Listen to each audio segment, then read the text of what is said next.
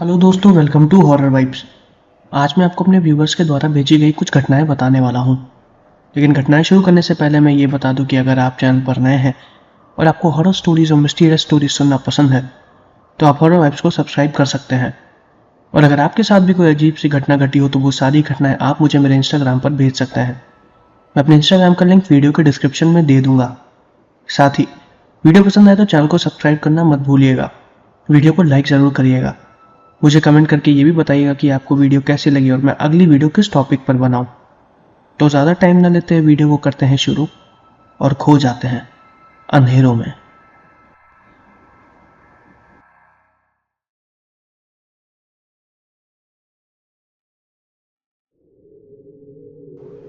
ये पहली घटना मुझे कुणाल जी ने भदोई से भेजी है। कुणाल जी का कहना है कि उन्होंने पहले भी एक घटना मुझे भेजी है और अब आगे की घटना मैं आपको कुणाल जी के पॉइंट ऑफ व्यू से बताऊंगा। मेरा नाम कुणाल है। हॉरर वाइब्स के सभी दर्शकों को मेरा प्रणाम। मैं पहले भी हॉरर वाइब्स पे एक घटना भेज चुका हूँ। वो घटना है मेरे घर के जस्ट बगल वाले घर में, जो भूतिया घर था। वहाँ पर बहुत पहले किसी की डेथ हो गई थी, जिसकी वजह से वहाँ पर रहने वाले किराएदारों को काफ़ी ज़्यादा तकलीफ हुई थी। फिर उसके बाद उन किराएदारों ने उस मकान को छोड़ दिया था। वो घर असल में जिसका था वो अब वापस आ गए थे और उन्होंने अपने पूरे घर को तोड़वा के वहाँ पर एक नया घर बनवाया। और वो घर काफ़ी ज़्यादा आलीशान और बड़ा था। घर को तोड़वाने से पहले उन्होंने कई पूजा पाठ भी की और घर बनवाने के बाद गृह प्रवेश की भी पूजा की और सब कुछ एकदम ठीक ठीक चल रहा था। आज उस घर को बने हुए करीबन 3 महीने हो चुके हैं। घर के बनने के बाद भी वो लोग कई दिनों तक रहने के लिए नहीं आए। जब उनके यहाँ गृह प्रवेश हुआ था तो उन लोगों ने हम सबको इनवाइट भी किया था। मेरे घर वाले नहीं गए थे क्योंकि वो घर हमें बहुत ही ज़्यादा अजीब लगता था। दरअसल वहाँ पर जिसकी मौत हुई थी वो मम्मी के जान पहचान की ही थी और ये घटना काफ़ी ज़्यादा पुरानी है। पिछली बार जब मैंने इस घटना के बारे में आपको बताया था तो वो घटना 2015 की थी और जब उस औरत की वहाँ पर मृत्यु हुई थी वो घटना 2010 की है। उनका पैर फिसल जाने की वजह से उनकी मौत हो गई थी और फिर उसके बाद से कहा जाता था कि उनकी आत्मा वहीं पर ही भटक रही है। हालांकि जब उन्होंने हम लोग को इनवाइट किया तो हम लोग नहीं गए थे, लेकिन ऐसा भी नहीं है कि हम लोगों ने उनसे बातचीत नहीं की। जैसा कि मैंने बताया कि घर के बनने के बाद भी वो लोग कई दिनों तक घर पे नहीं आए। उनका जो घर था वो मोहल्ले के एकदम कोने में था। उनके घर के दूसरी तरफ एक बहुत बड़ा सा ग्राउंड है और फिर उनके घर के बगल में हमारा घर था। जब शाम हो जाती थी तो अंधेरा बहुत ज़्यादा हो जाता था। उनके घर की ऊंचाई भी हमारे घर से थोड़ी सी बड़ी थी जब से उन्होंने नया घर बनवाया है। शाम के वक्त मैं अपने छोटे भतीजे के साथ अक्सर छत पे चला जाता था, या फिर शाम के वक्त अक्सर जब लाइट चली जाती थी तो मोहल्ले के सारे लोग या तो घर के बाहर या तो छत के ऊपर चले आते थे। सेम वैसे ही मैं भी अपने भतीजे के साथ छत पर चला आता था और कुछ खेलता था। मेरे घर के बाकी लोग घर के बाहर चले जाते थे और कुर्सी लगा के गेट पर ही बैठे रहते थे। मुझे आज भी वो शाम बहुत अच्छे से याद है। घटना करीबन 7 से 8 महीने पुरानी है। इस घर को पूरा कंप्लीट हुए बने हुए 3 महीने तो हो चुके हैं, लेकिन जब ये घर बन रहा था तब इस घटना को मैंने महसूस किया था। मेरे भतीजे की उम्र करीब 8 साल की है। शाम के वक्त मैं उसी के साथ छत पर टहल रहा था। उसके पास एक छोटी सी बॉल थी जिसको वो बार बार फेंक रहा था और मैं उसे उठा के दोबारा दे रहा था। काफ़ी ज़ोर से हंस रहा था, लेकिन तभी एक बार मैंने काफ़ी ज़ोर से बॉल फेंका और वो बॉल उछल के उन्हीं के घर के अंदर चली गई जो नया घर उन्होंने बनवाया हुआ था। मैं और मेरा भतीजा हम तीनों लोग उसी तरफ देखने लगे। फिर मैंने सोचा कि अब उस बॉल को उठाने के लिए मुझे दोबारा नीचे से उनके घर के अंदर जाना पड़ेगा, जो कि अभी बंद है। अगले दिन काम करने वाले मजदूर आएंगे, घर तो तभी खुलेगा। लेकिन मेरा भतीजा बॉल के लिए तुरंत रोने लगा। मैंने उसे बताया कि बॉल को अभी लाना बिल्कुल भी मुमकिन नहीं है, लेकिन तभी अचानक से एक ऐसी चीज़ हुई जिसकी मुझे बिल्कुल भी उम्मीद नहीं थी। हम दोनों आपस में बात ही कर रहे थे, तभी उस घर के छत से अपने आप वो बॉल उछल के हमारे घर में दोबारा आ गई। और ये चीज़ देख के मैं एकदम हैरान हो गया। हालांकि मेरा भतीजा इस चीज़ को समझ नहीं पाया और वो बॉल देख के खुश हो गया, लेकिन मैं उसी चीज़ के बारे में सोच रहा था। कुछ देर बाद लाइट आ गई और फिर हम दोनों छत पे नीचे चले गए। मुझे बिल्कुल भी समझ में नहीं आया इसके बारे में। खैर मैंने किसी को भी नहीं बताया। उस घर के बारे में ऐसी घटनाएं मैं पहले भी सुन चुका था, तो मुझे कुछ ज़्यादा हैरानियत नहीं हुई। मुझे लगा कि शायद हो सकता है ये मेरा वहम हो। क्या पता क्या पता बॉल दोबारा किसी छत से या फिर किसी दीवार से लड़ के वापस आ गई हो, क्योंकि वहाँ पर पहले भी पूजा पाठ हो चुकी थी।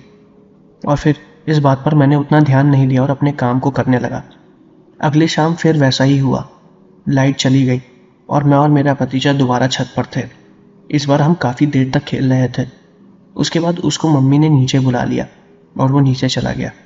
मेरे एक दोस्त का फ़ोन आया था तो मैं उससे फ़ोन पर बात करने लगा और छत पर ही टहल रहा था। छत पर टहलते वक्त पता नहीं क्या हुआ कि मेरी नज़र उसी छत पर गई। वहाँ पर कोई था जो कि मुझे देख रहा था। उसकी परछाई मुझे साफ साफ दिखाई दे रही थी।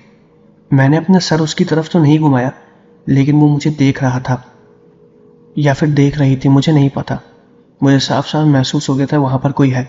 मैं अपनी आंखों को तिरछा करके उसे देख रहा था। मैं लगातार फ़ोन पर बात करने की एक्टिंग कर रहा था, लेकिन मेरा दोस्त जो भी सवाल मुझसे पूछ रहा था मैं उसका ध्यान लेकिन मेरा दोस्त जो भी सवाल मुझसे पूछ रहा था फ़ोन पर, मैं उसका जवाब नहीं दे रहा था, क्योंकि मेरा पूरा ध्यान उसी परछाई की तरफ ही था। वो कुछ देर तक मुझे वहीं पर ही खड़े होकर देख रही थी। मुझे सिर्फ उसके सर का हिस्सा दिखाई दिया था। इधर फ़ोन पे मेरा दोस्त मुझसे हेलो हेलो करके बार बार बातें कर रहा था, लेकिन मैं लगातार उसी परछाई को अपनी तिरछी निगाहों से देख रहा था। फिर अचानक से मैंने अपना सर उसकी तरफ घुमाया और मेरी आंखों के सामने ही वो परछाई अचानक से गायब हो गई। ऐसा भी नहीं कि वो छुपी हो, जैसे कोई चीज़ हवा में गायब हो जाती, बिल्कुल हूबहू वैसे ही। मुझे लगा कि शायद वहाँ पर अभी भी कोई है जो कि मुझे देख रहा है, वरना इतनी देर तक वहाँ पर कोई भी नहीं रहता।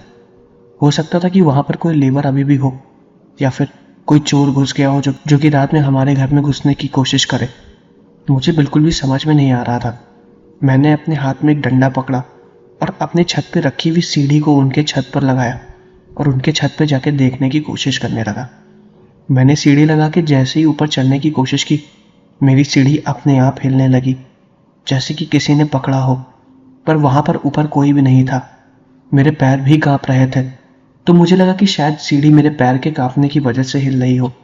मैंने थोड़ी और हिम्मत की और मैं दोबारा उनकी छत की तरफ गया और ऊपर चढ़ गया।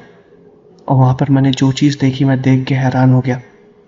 उनके छत की सीढ़ियों पर, जहाँ से लोग नीचे जाते हैं, वहाँ पर एक औरत खड़ी थी।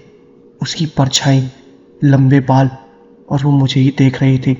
मैंने साफ साफ उसे वहाँ पर महसूस किया और मैंने उसे देखा भी। वो धीरे धीरे मेरी तरफ आ रही थी। उसकी काली परछाई इतनी तेजी से एक तरफ से दूसरी तरफ जा रही थी जैसे कि हवा। मैं तुरंत उस सीढ़ी से नीचे उतरा और चिल्ला के घर के नीचे भाग गया। मैं इतना जोर से चिल्लाया था कि मेरे चिल्लाने की आवाज़ नीचे घर तक गई थी और आसपास के मोहल्ले वालों ने मेरी आवाज़ सुनी थी। मेरे चिल्लाते ही पापा मम्मी ऊपर आए और उन्होंने मुझसे पूछा कि आखिर क्या हो गया। मैंने उन्हें सारी चीज़ें बताई। उन्होंने मेरी बात पर विश्वास भी किया, क्योंकि उस घर में अक्सर कुछ ना कुछ होता ही आया था। हमें रात में जब हम छत पर सोते थे तो ऐसा सुनाई देता था कि घर के अंदर कोई चल रहा है या छत पे कोई कूद रहा है, और ऐसी अजीब अजीब सी आवाज़ें सुनाई देती थी जो कि ये दावा करती थी कि उस घर में कोई ना कोई है। अगले दिन मकान मालिक को पापा ने फ़ोन किया और सारी चीज़ें बताई, और ये भी बताया कि हम लोग कैसी चीज़ें वहाँ पर महसूस करते थे। मकान मालिक ने बताया कि हो सकता है वो सब आपका वहम हो, लेकिन ये सब हमारा कोई वहम नहीं था। हम भी इन सब चीज़ों को देख के बहुत ज़्यादा डरते थे। हमने भी अपने घर में पूजा पाठ कराई, लेकिन तब भी आज तक वो घर बगल में ही है और अभी भी हमें वहाँ से अजीब अजीब आवाज़ें आती हैं, और हम ज़्यादातर रात में छत पे नहीं जाते हैं।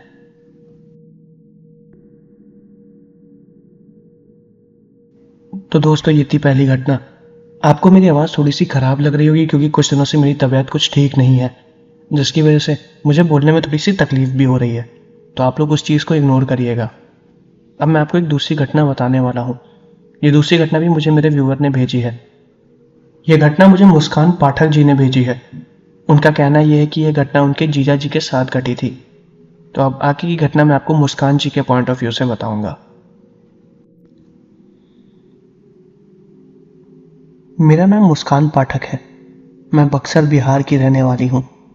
मुझे हॉरर स्टोरीज सुनना बहुत पसंद है। मैं डेली हॉरर वाइब्स पे आपकी स्टोरीज सुनती हूँ और देखती हूँ, और मुझे बहुत अच्छा लगता है। ऐसी एक भूतिया घटना मैं भी आपके साथ शेयर करना चाहती हूँ। हालांकि ये घटना मेरे साथ बिल्कुल भी नहीं घटी। ये घटना मेरी जीजा जी और उनकी फैमिली में घटी थी। ये घटना करीब सन 2009 की है। तब मेरे जीजा जी की उम्र करीब 15 साल की थी। उस वक्त हमारी दीदी की शादी उनसे नहीं हुई थी। शादी के बाद जीजा जी ने इस घटना के बारे में मुझे और मेरी दीदी को बताया था। दरअसल हुआ ये था कि जीजा जी और उनकी फैमिली फरीदाबाद पे एक किराए के मकान में रहते थे। वो कौन से कॉलोनी में रहते थे मैं ये डिटेल तो आपको नहीं दे सकती हूँ, वरना शायद कोई दिक्कत हो सकती है। उनकी फैमिली में कुल 5 लोग थे। जीजा जी, उनके 2 भाई और उनके मम्मी पापा। वो सभी लोग एक किराए के मकान में रहते थे, लेकिन उनको ये पता नहीं था कि वो मकान भूतिया है। एक दिन रात को वो अपने छोटे भाई के साथ छत पर सो रहे थे। आधी रात को अचानक से उनकी नींद खुली। उन्होंने देखा कि कोई औरत घूंघट करके कुत्ते की आवाज निकाल रही है और वहीं पर रोड पे टहल रही है, एक तरफ से दूसरी तरफ जा रही है। उस औरत का चेहरा घूंघट से छुपा हुआ था और वो अजीब सी आवाजें निकाल रही थी। वो औरत जस्ट जीजा जी के घर के नीचे ही टहल रही थी, वो भी रोड पर। उन्होंने तुरंत अपने भाई को उठाया और जगा के उनको वो उस औरत को दिखाया। दोनों लोगों ने साथ में उस औरत को देखा और वो लोग बहुत ज्यादा डर गए थे। वो औरत कुत्ते की आवाजें निकाल के रो रही थी और ये दृश्य देख के जीजा जी और उनके भाई के गले से आवाज तक नहीं निकली। वो लोग इतना ज्यादा डर गए थे कि वो लोग भाग के नीचे अपने मम्मी पापा के पास चले गए और उन्होंने इस घटना के बारे में उन्हें बताया। लेकिन उनके मम्मी पापा ने इस पर विश्वास नहीं किया और इन सारी बातों को नजरअंदाज कर दिया। अगले दिन फिर कुछ ऐसा ही हुआ। पूरा परिवार ऊपर छत पर सो रहा था, लेकिन जीजा जी के छोटे भाई गर्मी की वजह से जमीन पर ही सो रहे थे और एक ही कमरे में थे। वो अकेले सो रहे थे। तभी उनके साथ कुछ ऐसा हुआ जिसकी उन्होंने कल्पना भी नहीं की होगी। किसी ने उनके भाई के पैर को पकड़ के बेड के अंदर खींच लिया और वो बेड के अंदर ही पहुंच गए। उनको साफ साफ ऐसा महसूस हुआ कि किसी ने उनका पैर पकड़ा। उनको जैसी ये चीज पता चली वो जोर से चिल्लाने लगे और उनके चिल्लाने की आवाज पूरे घर में गूंजी। उनकी आवाज सुन के तुरंत उनके मम्मी पापा और जीजा जी और दूसरे भाई सब लोग तुरंत कमरे में आए तो उन्होंने देखा कि उनके भाई कमरे के कोने में बैठे हुए हैं और बहुत ही ज्यादा डरे हुए हैं। तब उन्होंने इस घटना को अपने मम्मी पापा को और जीजा जी और उनके दूसरे भाई के सामने बताया। हालांकि जीजा जी ने और उनके दूसरे भाई ने उनकी बात पर विश्वास किया, क्योंकि ऐसी पहले भी एक घटना पिछली रात उनके साथ हो चुकी थी। लेकिन पिछली बार की तरह भी उनके माता पिता ने उन पर बिल्कुल भी विश्वास नहीं किया और यही बोला कि ये सब तुम्हारा वहम है, इन सब चीज़ों के बारे में ज़्यादा मत सोचो। और फिर उस चीज़ के बारे में बात नहीं की और फिर वो सब जाके सो गए। इसके बारे में उन लोगों ने काफ़ी बात की, लेकिन फिर उन लोगों ने इस पर ज़्यादा ध्यान नहीं दिया। कुछ दिनों बाद कुछ ऐसा हादसा हुआ कि उनके घर वालों को जीजा जी की बात पर विश्वास हो गया। दरअसल हुआ यह था कि जीजा जी के मम्मी पापा ड्यूटी के लिए बाहर चले गए थे और उनके बाकी दोनों भाई शाम के वक्त टहलने के लिए चले गए थे। अंधेरा लगभग हो चुका था, शाम थी, बर्तन जूठे पड़े हुए थे। तभी जीजा जी ने सोचा कि मम्मी थकी हारी बाहर से आएंगी, इससे पहले ही मैं सारे जूठे बर्तनों को धुल देता हूँ, वरना वो आगे गुस्सा करेंगी। जीजा जी उन बर्तनों को धुलने लगे और वो पूरे घर में उस वक्त अकेले ही थे। कुछ देर बाद उनको ऐसा महसूस हुआ कि कोई काली परछाई उनके पीछे से मूव होके गई है। वो तुरंत उस परछाई की तरफ देखने लगे। वो उनका कोई वहम नहीं था, उन्हें साफ साफ ऐसा महसूस हुआ कि वो काली परछाई उन्हीं की तरफ से होकर गई थी। वो फिर उस काली परछाई को ढूंढने लगे और हर कमरे में जाके देखने लगे कि ऐसा तो नहीं कि सच में घर में कोई घुस गया हो, लेकिन वहां पर कोई भी नहीं था। उनको वो काली परछाई दोबारा नजर भी नहीं आई। वो दोबारा किचन की तरफ जाने लगे, तभी उनके हाथ से थाली छूटकर नीचे गिर गई और उनको ऐसा महसूस हुआ कि किसी ने उन्हें थप्पड़ मारा। हालांकि वो चीज उन्हें दिखाई नहीं दे रही थी, लेकिन साफ साफ उन्हें ये चीज महसूस हुई। वो अपने आप को बचाने की कोशिश कर रहे थे, लेकिन लगातार कोई उन्हें उनके गाल पे मारे ही जा रहा था और उन्हें कुछ भी दिखाई नहीं दे रहा था। वो अपने हाथ को आगे करके उस चीज को रोकने की कोशिश भी कर रहे थे, लेकिन हवा को कभी कोई रोक नहीं पाया है। वो जो भी चीज थी, कुछ भी समझ में नहीं आ रहा था कि आखिर वो है क्या। जीजा जी ने घर के बाहर भागने की कोशिश की, लेकिन तभी उनका पैर जमीन पर रखी एक बाल्टी से लड़ गया और वो जमीन पर नीचे गिर गए, जिसकी वजह से उनके पैर में बहुत ही बुरी तरीके से चोट भी लग गई। और जब वो नीचे गिरे, उस दरमियान भी वो चीज उन्हें लगातार मारे ही जा रही थी। किसी तरह वो घर से बाहर निकले और चुपचाप घर के बाहर जाके बैठ गए और रोने लगे। वो वहाँ पर करीबन 1 से 2 घंटे तक चुपचाप बैठे हुए थे और इसके बारे में उन्होंने किसी को बताया भी नहीं। करीबन आधे 1 घंटे बाद उनकी मम्मी पापा जब ड्यूटी से आए तो उन्होंने देखा कि जीजा जी घर के बाहर चुपचाप बैठे हुए हैं। तब उनकी मम्मी ने उनसे पूछा कि आखिर तुम यहाँ पर क्यों बैठे हो और क्या बात हो गई। तब जीजा जी ने सारी बात अपनी मम्मी को बताई। हालांकि इस बार उन्होंने उन पर विश्वास भी किया, क्योंकि 3 बार ऐसी अजीब सी घटनाएं हो चुकी हैं और वो लोग अब झूठ नहीं बोल रहे हैं, इतना तो उन्हें पता ही चल गया था। फिर इस घटना के बारे में उनकी मम्मी ने अगल बगल के पड़ोस में बात की तो उन्होंने बताया कि बहुत पहले यहाँ पर एक औरत की मौत हो गई थी। कई लोगों का यह भी कहना है कि उस औरत की आत्मा अभी भी इस घर में भटकती है। हालांकि मकान मालिक ने इसके बारे में उन्हें कुछ भी ऐसा नहीं बताया था। ये जानते ही उन लोगों ने उस घर को 2 से 3 दिन में ही खाली कर दिया और उस घर को छोड़ दिया। अब वो लोग जहाँ पर रहते हैं वहाँ पर सब कुछ नॉर्मल है और ठीक है। ये घटना जो मैंने आपको बताई ये एकदम सच है और उम्मीद करती हूँ कि ये घटना आप लोगों को पसंद आएगी। धन्यवाद। तो दोस्तों, ये थी मेरे व्यूअर द्वारा भेजी गई 2 घटनाएं। मैं आशा करता हूँ कि आपको वीडियो पसंद आई होगी। आज की वीडियो थोड़ी छोटी है क्योंकि मेरी तबीयत कुछ ठीक नहीं है। मैं उम्मीद करता हूँ कि आप इस वीडियो को उतना ही प्यार देंगे जितना मेरी बाकी वीडियो को दिया। लेकिन फिर भी आप कमेंट करके ये बताइएगा कि आपको वीडियो कैसी लगी और मैं अगली वीडियो किस टॉपिक पर बनाऊँ। मिलते हैं अगली वीडियो में।